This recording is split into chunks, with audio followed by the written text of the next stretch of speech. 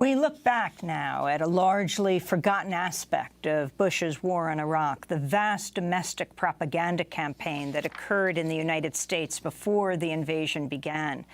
The story centers on a young Kuwaiti woman named Nayira.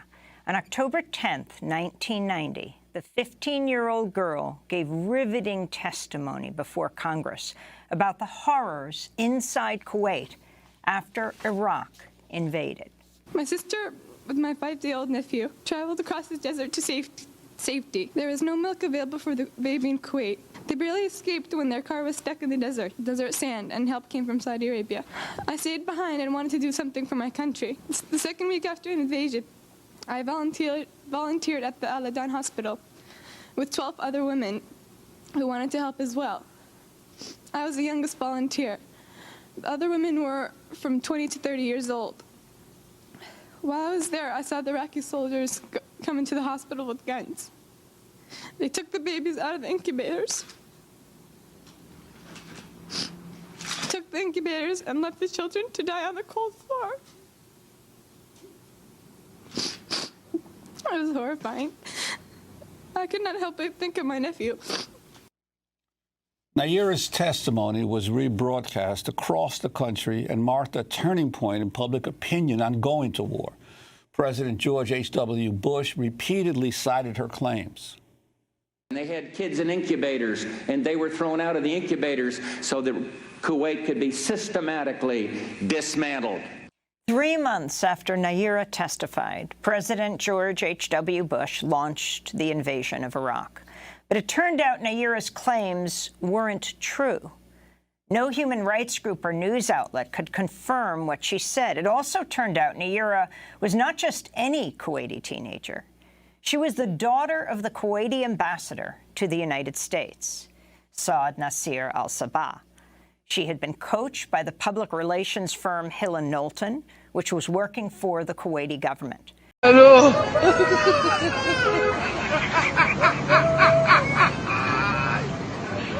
Hola, Carlos.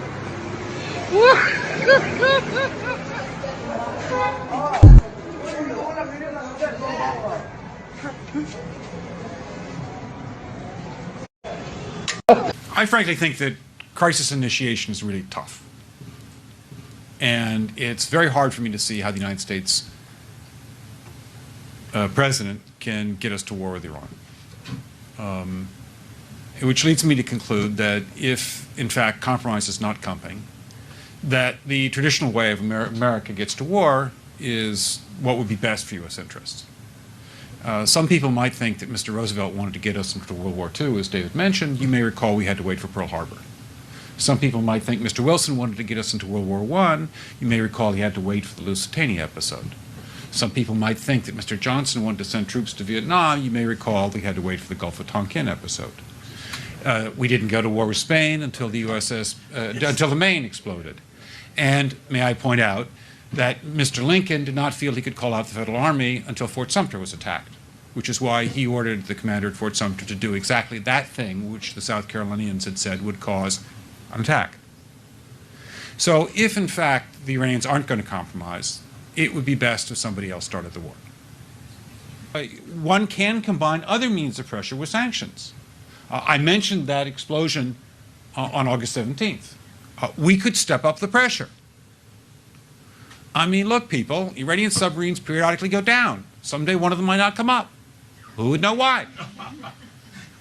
We can do a variety of things if we wish to increase the pressure. I'm not advocating that, but I'm just suggesting that this is not a either-or proposition of, it's just sanctions has to succeed or other things.